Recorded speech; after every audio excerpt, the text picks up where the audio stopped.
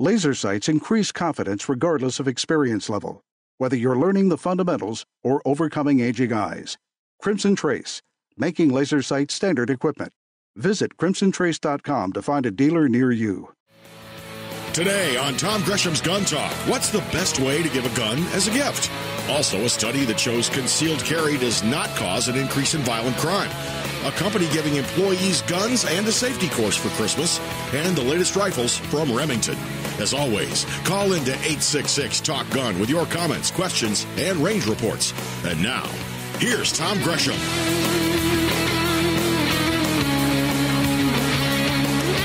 All right, welcome to Gun Talk. I am Tom Gresham, and we are going to have a bunch of fun today. Have a lot of things lined up and some news for you, something that's very cool. We talked about just a second here. If you'd like to be a part of this, just give me a call, 866-TALK-GUN, or just call me at Tom Talk Gun. Now, clearly we are well into the Christmas season. Actually, it started about in July. If you go to Hobby Lobby, they already have the trees out for the 4th of July.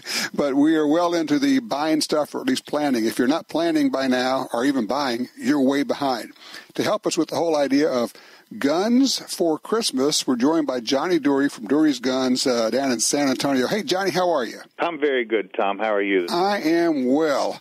So one of the first questions I'm sure you get, I get it all the time, is, okay, you know, when I was growing up, I got a gun or guns for Christmas, but now with ATF regulations and all of that, can I actually buy a gun and then give it to someone? Because on that form it says, are you buying this gun for yourself or something like that? How does that work?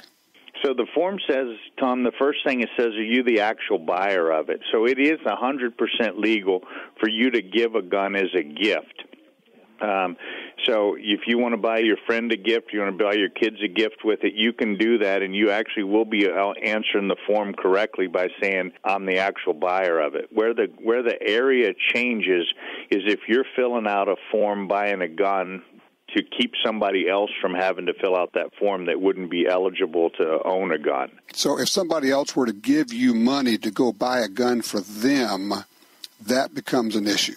That's correct. Or if you're in there and they're looking at a gun and they said, okay, so-and-so is going to fill this, they're going to buy it.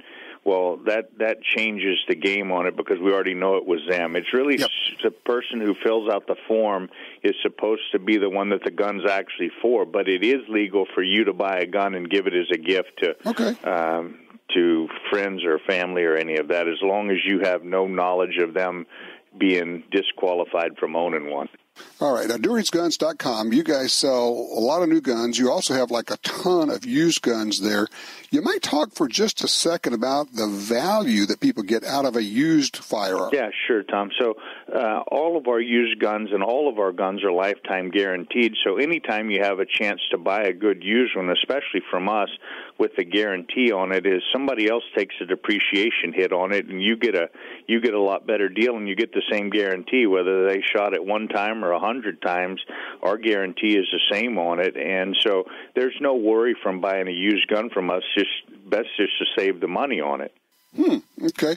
So how does it work? If I live in Montana and I want to buy a gun from you in Texas, what do you do? That actually is a very good question. So all you would do is you would call us. If you find all of our used guns are listed on our website at DurysGuns.com, but if you find something on there that you like, all we'll do is we will ship that thing to a dealer that's in your hometown, and you go and fill the paperwork out there. Well, one of the nice things about that is because it's out of state, there's no sales tax on that transaction. So you can buy from us, get a good deal on it, get a lifetime guarantee on it, and not pay any sales tax on it shipping it out of state. And that kind of offsets, because you could expect, and it's only reasonable, that your local dealer is going to charge you something to process the paperwork and to run the gun. So, and that's fair. That's right. And we do it a lot for other dealers that are selling guns into our customers with it. And our charge is $50 for a transfer. Some dealers are $25 to $50 to $75. Just depends on where you're at on it. But for some, especially on the used gun market, sometimes it's hard to find some of those, and we've done a good job in acquiring a bunch of estates and good used guns with it. So, especially if you live in parts of the country where there's not that many gun dealers around, or there's not very good quality stuff, they can buy it from us, and we'll ship it to a dealer there for them. Okay, but I got to ask you about this thing that you just came up with. This may be the most brilliant sales marketing deal, and I just love the way you can turn things on its head. Tell them what you're doing with the gift card thing. So what we're doing is we are accepting any major gift card for purchase of a gun or merchandise in our store. So we will take the outdoor gift cards, we'll take your music gift cards, we'll take your major restaurant chain gift cards, your electronics gift cards, anything that you have out there that you want to spend with us. You get a card for Christmas, and you can bring it to us. Everybody's got drawers and drawers full of these cards that they haven't used. We'll give full value of the remaining balance on those cards to any purchase that you want to use in our store. Okay, let me see if I got this straight, because this is fascinating. If somebody gives me a card from Starbucks or Best Buy or Cabela's or someplace like that, you'll take that at full value toward the purchase of a gun. A gun or scope or binoculars, anything, sure, that's exactly right. We will take all of those major gift cards for the purchases of stuff in our store. Now, you don't have to be in the store to make this happen. You could do this when you're buying it, online. You just have to, I guess, send them in or whatever you do. That's correct, Tom. We'll do it for anywhere in the country with it. If you've got one of them, we'll be glad to have that to help them with any of that. So if you're calling from Montana and you want to buy a used gun from us and you want to use your gift card that they gave you, we'll be glad to take it. That's fascinating. What that actually means, I'm just figuring this out, Johnny, is no matter what somebody gives you, it's actually a gun. I don't care if they're giving you electronics or Starbucks or Cabela's or whatever it is, you can turn it into a gun with DurysGuns.com. That's just so cool. That's right. We can turn it into a gun with a lifetime guarantee also. It's true. You can buy new or used with it, lifetime guarantee. What does it actually mean when you say it's got a lifetime guarantee? So a lifetime guarantee means that we guarantee for as long as you own that gun, if it gives any trouble, all the parts, all the labor, all the shipping, all the everything for it. If you've bought it out of state and that gun is giving you some trouble or it breaks apart in it, we'll pay the shipping to get it here. We'll pay the shipping to get it back. We'll pay all the parts, all the labor, all the everything for as long as you ever own that gun. If it comes to a point that we can't fix it or there are no longer parts available for it, or something happens like that, we will return 100% of the money, including the tax, including the shipping, including everything, as a full refund on that gun if we can't take care of it. And you have a whole team of gunsmiths that work on these as well. We have 6 gunsmiths on staff. We can handle most things in here in the store. Some of the things, some of the companies, they give you, they won't send you the parts for them, so we have to ship them back to the factory to have them worked on. But we pay all the shipping charges, all the repair costs, all the everything on that for as long as you ever own it, Tom. That's the best guarantee in the business. I've never heard of anything like that. Oh, yeah, for sure. We do that. So the guns that my dad sold in 1959 are guaranteed like they were sold this morning. We have over 215,000 guns out there that we've sold that are all lifetime guaranteed. Amazing. Well, Johnny, you guys are always at the leading edge of stuff, and this gift card idea of yours is just brilliant. I think a bunch of people are going to take advantage of that. I think so, too, and we're really excited about this promotion that we're running. We're going to run it through the end of the year, see how it works for us. So all of the stuff that you get for Christmas, we're going to have a big after-Christmas sale also. So you can come by after Christmas and take all of those gift cards that you got that you don't care about using and come use them for a gun here with a lifetime guarantee. So if it runs through the end of the year, if you get stuff for Christmas, you got about a week to take advantage of it. So you jump on the DurysGuns.com, see what the sale is, pick what you want, and better move fast. That's right. That's right. Sounds good, Johnny. Thank you so much. Like I say, you guys are always in the lead, man. Thanks a million, Tom. I sure appreciate it. Y'all have a happy Thanksgiving. All right, thanks a lot. That was very cool. Can you imagine, no matter what the gift card is you get, it's a gun gift card. What a great concept. I love it. All right, 866-TALK-GUN or Tom Talk Gun. Be right back. Built for personal and home protection, the Smith & Wesson M&P380 Shield EZ pistol features an easy-to-load magazine with load assist button, an easy-to-rack slide, and the M2.0 crisp trigger and enhanced grip texture. With its easy-to-rack, easy-to-pack, and easy-to-shoot design, the M&P380 Shield EZ is perfectly sized 380 protection. Find out more at smith-wesson.com. Attacks happen every day. How will you react? See real people put into real-life criminal attack situations on First Person Defender. Discover what works and what doesn't. Kidnapping, ATM robbery, home invasion, and other attacks. Learn how to save your life and the lives of your family. Get the entire first season on DVD at shopguntalk.com. Get prepared. Shopguntalk.com. Are you looking for a place to shoot? The National Shooting Sports Foundation has a great website called wheretoshoot.org. It's the largest database of shooting ranges on the internet. It's also a great resource for shooters where you can find video tips, printable targets, and a lot more. Find it online at wheretoshoot.org. And while you're there, download their free iPhone app. That's wheretoshoot.org.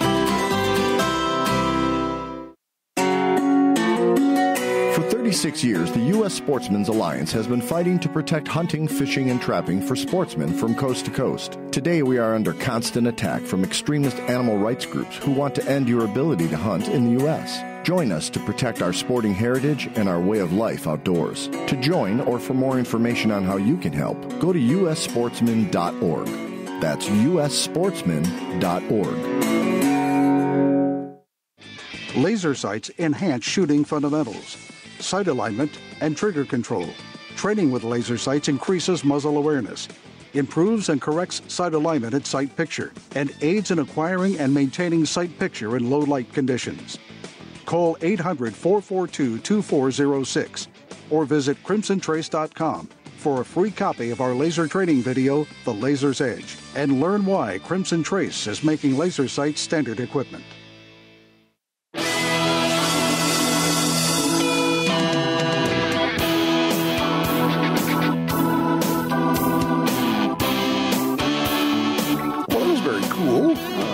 Those guys at Dury's Guns are always up to some cool stuff. 866-TALK-GUN, get you in here, or just dial me at Tom Talk Gun. We're pretty much open lines if there's something on your mind. Give me a holler if you don't like guns, or if you think I'm doing it wrong, if you think that I'm really not representing gun owners correctly, as some appear to think, by all means give me a holler. It's been interesting. Of course, on social media, you can hide because you can be anything. You can be anybody. You can, even if you're a nobody. We got folks that say, yeah, where have you been? And I said, well, I don't know. I've been on the front lines for 50 years. I said, yeah, well, you've been preparing people for losing. I said, no, actually, what I work on, and here's the thing, and I guess I take maybe a different attitude about things, maybe a different approach. Maybe it's the long view. Maybe it comes from spending decades doing this. But I don't get so incensed when people come up with weird names and call me names, when the gun ban lobby comes up with these awful names, the way they present things, it's kind of like, yeah, okay, sure. I mean, I get it. That's what you guys do. I'm a lot more interested, rather than coming up with stupid names to call people, I'm a lot more interested in just winning. Winning to me means keeping our gun rights and regaining lost gun rights, expanding our civil rights, our human rights, which come in the form of gun rights. Because people say, well, what are you talking about? Well, what I'm talking about is that the right to own a gun is the right to stay alive in many cases. And someone telling you can't own a gun is saying you do not deserve the ability to protect yourself. That ability should be kept only by the state. The state should be the sole possessor of power. And we will either come to help you or we will not at our own convenience. And the bottom line on that was, yeah, it just sucks to be you, man. Because you're not the state. You don't have the power. We're going to take it away from you. We had an elected official calling for the Not the banning of the sale of semi-automatic firearms, but the confiscation. Now, he calls it a buyback, but we know that you can't buy back that which you have never had in the first place. If you never had it, you can't get it back, right? All right. So he said, well, we're going to confiscate guns. We're going to have a mandatory buyback. And those who don't turn in their guns will be considered felons, and we will go get you. And someone commented, said, well, hey, lots of luck. We'll have the guns. And his comment was, well, yeah, but we have nukes. We're the government. And people got all incensed about it. And you go, I'm going, yeah, come on. I know he's not talking about actually nuking gun owners with nuclear weapons. He is, however, talking about, as many gun banners now are, of talking about sending armed people to kill you. Oh, Tom, you can't say that. Yeah, I can. Yeah, I can. Because they do. They will send people to your house to kill you. If you don't turn in your guns when they come there, they will shoot you and kill you. That's what they're talking about. Oh, that's crazy, Tom. That would never happen. It already did. It just happened in Maryland. They came to take away a guy's guns, and one of his family members dropped a dime on him, said, hey, this guy's got a problem. They come to take his guns, bang on his door at 5 o'clock in the morning. He's addled. He comes to the door with a gun in his hand. Naturally. Who wouldn't? And a wrestling match ensues. Gun goes off. They end up killing him. Well, there it is. It will be ruled justifiable if it hasn't already. It's not an over-exaggeration to say they will kill you if you don't turn in your guns. So how do you avoid that? Well, you stop the passage of a law that calls for that. Oh, by the way, welcome to all the listeners who, you don't know it, but you now have a very cool new title. The gun ban lobby, they love coming up with these cool names. And they have for years. For decades, actually. Saturday Night Special, way back. We're talking 50 years ago. Saturday Night Special, those guns that are too small. Sniper rifles, well, those guns are too big. Assault weapons, well, those guns are too ugly. It's like Goldilocks, right? And now when you have too many guns,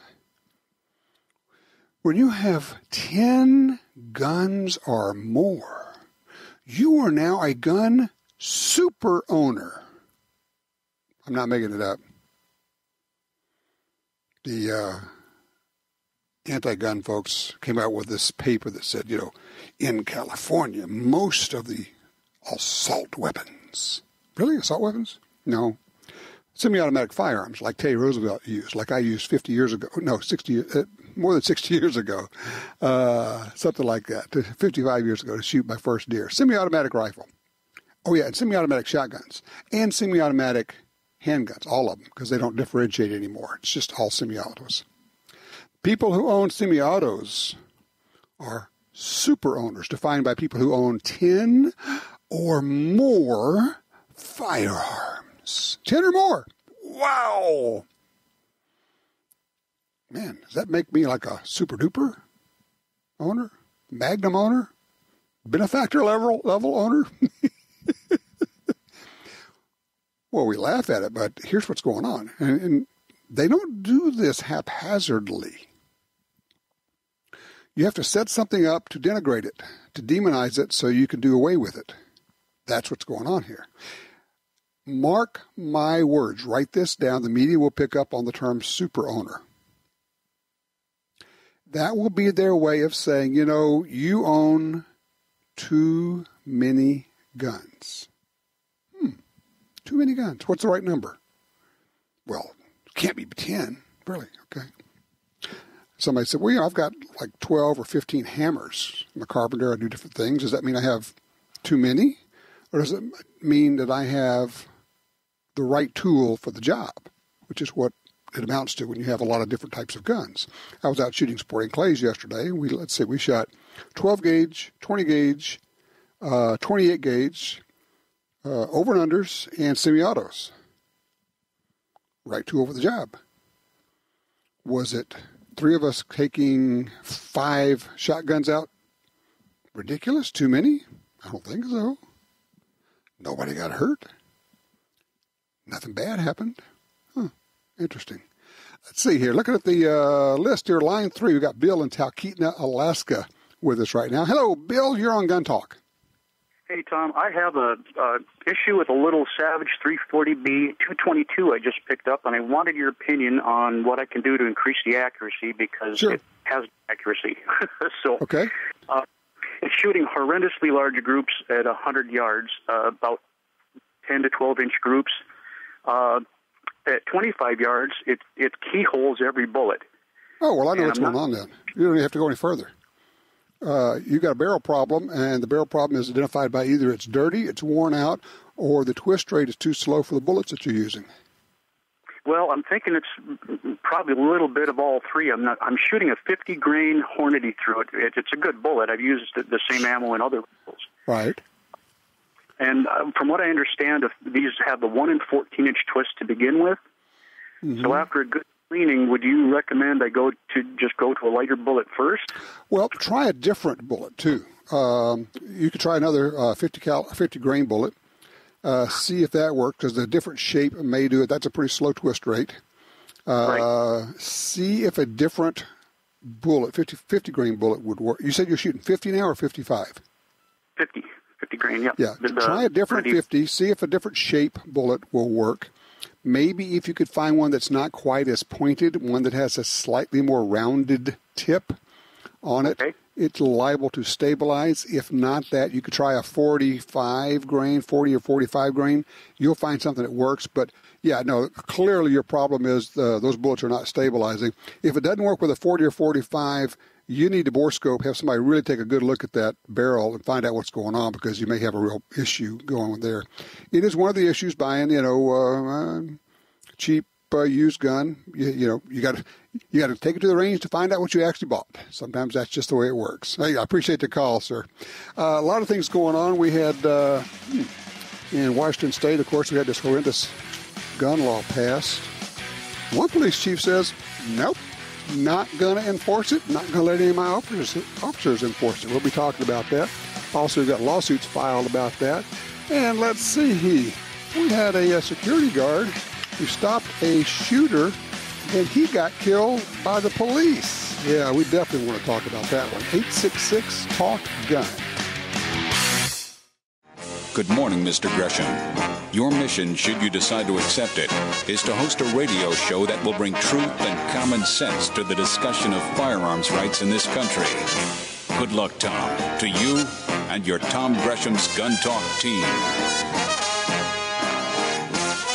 Absolutely. Tom Gresham here, 866-TALK-GUN or Tom Talk Gun. That'll get you in here. We have Sean and Woody on deck. We're going to get to you guys in just a second here. I do want to mention, we have room for you if you'd like to join us. Range reports, or if you just think we probably ought to compromise and go with a few more reasonable common sense gun control laws, I will give you the floor, because I am curious.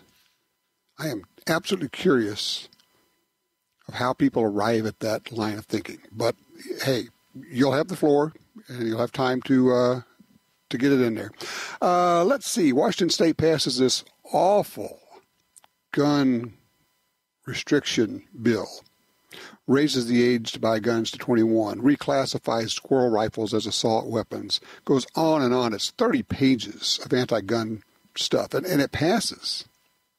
Now, it's being challenged in court. NRA and the Second Amendment Foundation, working together, file suit against Initiative 1639. That's going to be really interesting to watch that. They're challenging it on the basis of Commerce Clause, bans the sale of rifles to non-residents, unconstitutionally impairs the rights guaranteed under the First, Second, and 14th Amendment. It goes on. But one sheriff in eastern Washington says, they passed that, but we are absolutely positively not going to enforce that. In the town of Republic, Washington, Republic Police Chief Lauren Culp, he is proposing that his jurisdiction become a Second Amendment sanctuary city. He did that on the police department's Facebook page. He said, this is his quote, I've taken 3 public oaths, 1 in the U.S. Army and 2 as a police officer. All of them included upholding and defending the Constitution of the United States. The Second Amendment says the right to keep and bear arms shall not be infringed. As long as I am chief of police, no Republic police officer will infringe on a citizen's right to keep and bear arms, period, exclamation point. All right, Chief Culp, way to go. All right, 866-TALK-GUN. Sean's with us on line 1 out of Texas with a range report. Sean, what you been shooting? I've been shooting, let me take a deep breath to say this, a Smith & Wesson EZ 2.0 Shield. Oh, my goodness, that's a mouthful. Yes, sir. And it's actually my wife's. She has had a heck of a time with my Glocks. Just getting the slide back. She's not a very big woman, not very good strong hand dexterity. Okay. But Smith & Wesson, they knocked it out of the park with this model. And because of the hardness of the Glocks, she wouldn't want to come out to the range with me and shoot and gain better skills. But give me just a second. I need to explain to people what we're talking about here. The EZ M&P380 Shield EZ. It's a 380, right? Yes, sir, it is. Okay, so here's the deal. This is a mid-size, you could call it compact, but call it a mid-size pistol from Smith & Wesson, semi-auto. And they originally had it in the 9 and the 40. And then they said, I kept telling them, I told all these manufacturers, I said, make a mid-size 380. One of the biggest problems that people have, particularly women, is they cannot work the slide. It's too hard. The recoil spring is too strong. Make it in a 380. You'll have a much weaker spring. They can work the slide. It'll be a pussycat to shoot. So how'd they do? I'm a fan myself, and I'm not a fan of 380s, and not even really particularly Smith & Wesson. I'm a Glock guy. Yes, I'm that. Yeah. I'm that guy. I'm the one. But as much as it is as great of a gun it is, how I came about it was actually by chance. Okay. After the Santa Fe happened here in Texas, it was literally 49 miles from my front door. So I offered, I'm not a professional instructor by any means, and I get a lot of great advice from your show. So I want to thank you for that, Tom. But I offered through the summer 4 classes for the weekends for teachers, up to 10 teachers per class, to come out. Well, one of my first classes, I had a kindergarten teacher, and she was originally from Japan. Small, petite woman, and when she first came, she was as fearful as can be, but she tried. She put herself out there. By the end of the class, and I supplied all the guns, all the ammo, I supplied lunch for them. Way to go! It's what we have to do. It's as gun people to break those myths and stuff. So, but we'll talk about that another time. But she came out, and by the time the first shot she took with a little small 22 1911, she was shaking and nervous, and she pulled that trigger, Tom. And by the end of the class, she was up to a 40 cal when a lot of the other people didn't want to shoot even that one, and she was just having a blast.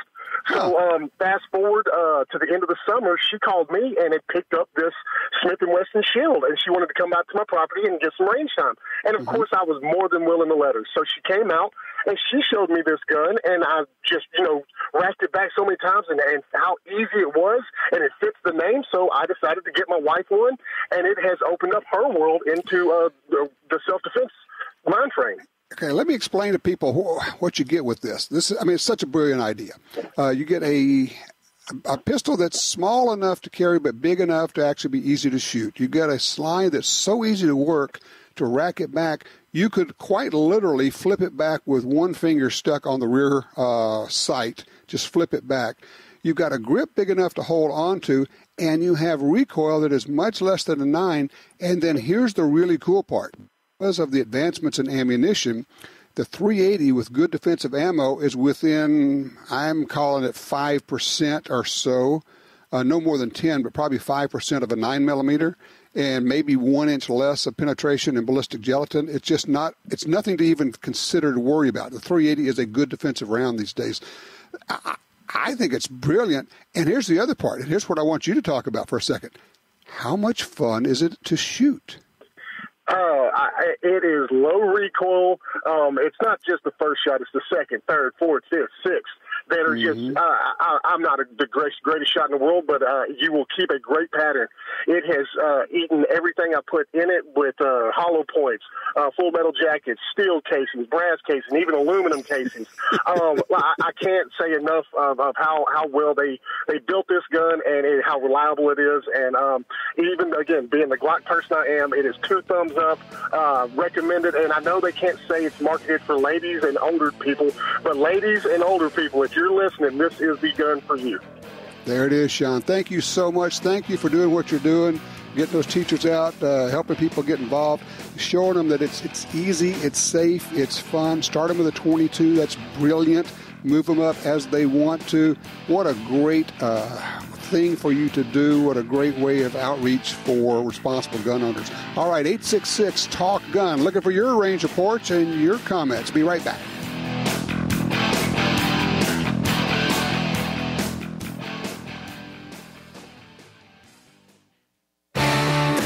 Now at LibertySafe.com, you can buy a Liberty Safe at a great price and receive 12 months interest-free payments with 0 down and 0% APR, with some safes as low as $20 a month on approved credit. Peace of mind, lifetime warranty, and in-home delivery service.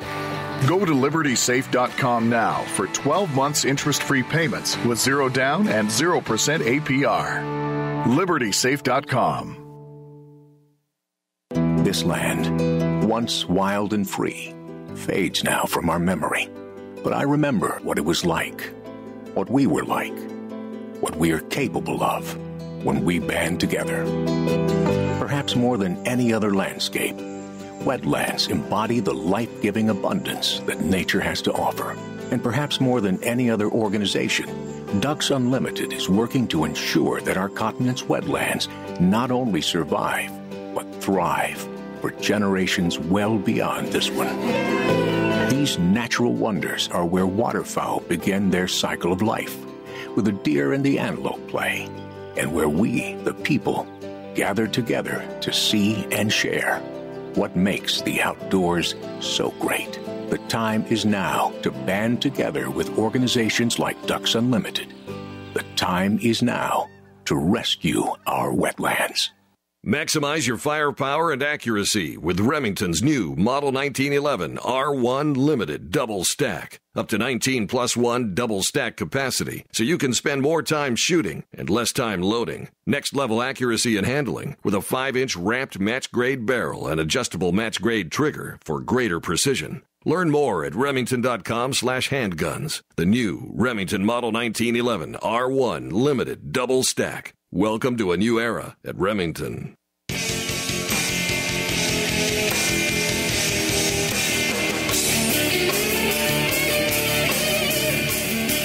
I do want to talk about this security guard who was killed by the police in Chicago, but first, because he's been on hold for a while, I want to bring this in. Woody's with us on line 4 out of Fort Smith, Arkansas, with a question. Woody, how can I help you? Yes, I'm curious about the sales records of a gun store that went out of business. Where would it be? They are, well, the 4473 forms that you fill out, those go to the ATF after a store closes, unless the store was purchased by another entity and they purchased the FFL, so the FFL stays the same. If it's a new federal firearms license, then the FFLs the 4473s are under the old one, as I understand it, go to the ATF. So a store is required to hold those records for 20 years. I believe that is correct, unless it's changed. But if it goes out of business, it has to turn its books into 4473s over to the ATF. Okay, so there wouldn't be, if it's out of business, there wouldn't be nothing left then, right? Probably not. What are you trying to find? Trying to locate a serial number of a rifle I bought. Ooh. Did it get stolen or lost? Is that what you're trying to do? Yes, misplaced. Okay. Unless you can... Now, here's the thing. They don't have to turn over the sales records, just the 4473s. If you can find the people who owned the store, you might ask them, hey, is that stuff in a box somewhere? Of course, it's probably in like 40 boxes somewhere, or they all got tossed in the dumpster. How long has the store been out of business? I would have to guess about 15 years at this point, or less, a little less than that. I would say the chances of getting that information are slim and none at this point. Okay. All right. I wish you luck. I wish I could help you, but I think that's kind of where we are. Thank you, Woody. I appreciate that. All right, you saw this story, more than likely, out of Chicago. Jamel Robertson is working as a security guard at this bar. He's saving up money. He wants to be a police officer. He's planning on being a police officer. He's working at Manny's Blue Room Bar, and about 4 o'clock in the morning, several drunk customers were ordered out. One of the customers, according to the reports, returns to the bar with a gun and starts shooting. Robertson returns fire, subdues the gunman, holding him at gunpoint, I think maybe even kneeling on this guy's back and holding his gun on him until the police get there. At which point, the police officer gets out of his car and shoots and kills the security guard, who's holding a gun on the bad guy. There are people saying, oh, he was murdered. Well, no, murder is actually a legal term. He was killed, but murder is a whole different thing.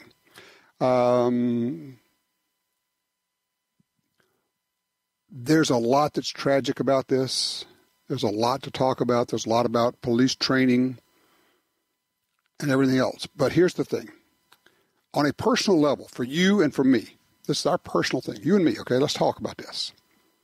What can we get out of this that we can learn from? How do we improve our situations, our lives out of this? Let's not let this go to waste. It's terrible. It's tragic.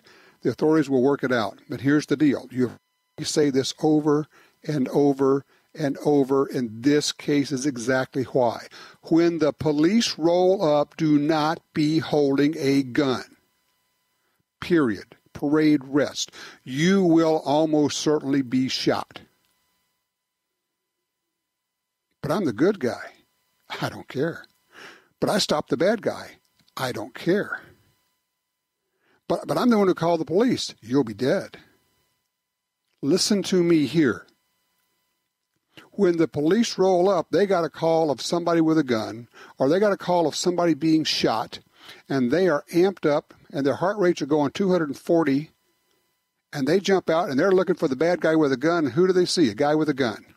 In this case, they see a guy with a gun holding somebody else down and holding a gun on him.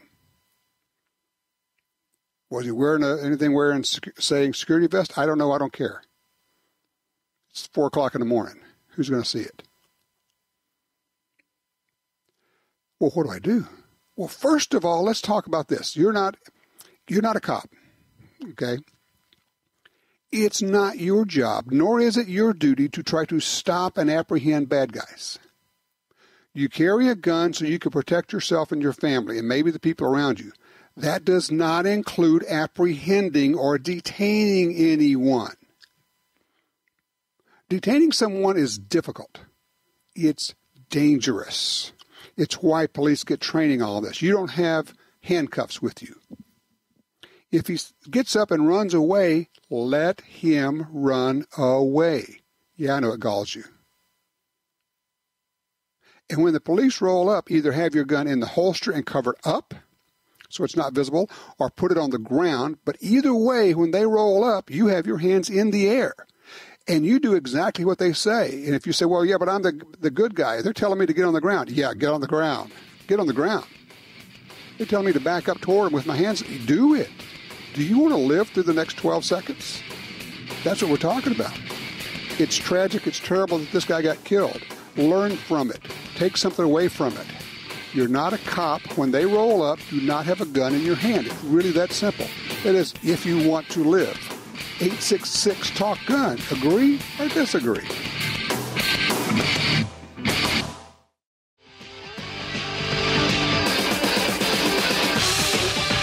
One more thought on this thing in Chicago where police shot the security guard while he's holding the bad guy. all the rules that we come up with, all the things that you get taught in your self-defense class, when you go to Gunsight or Thunder Ranch or, Shoot Right Academy or SIG Academy, all the rules, all the stuff that's taught there, all those things are written in blood. Because we learn from the failures. We learn from what didn't work in gunfighting and using a gun and being safe with guns and all the rest of it. All these rules that we have are written in blood. Pay attention. There's no point in trying to rewrite a rule with your own blood. Just saying. Line 1, Joe's with us out of Kansas. Hello, Joe. You've made it. Yes, it's good to hear your voice. Yes, sir. We're about to experience tyranny in the land of Oz. The Witch of the West or East is taking over next year, and we believe we're not going to be in Kansas anymore. Well, yeah, the Democrats are going to be controlling House, and they have a list of gun control things they want to do, up to and including total confiscation, but they're not going to push for that yet.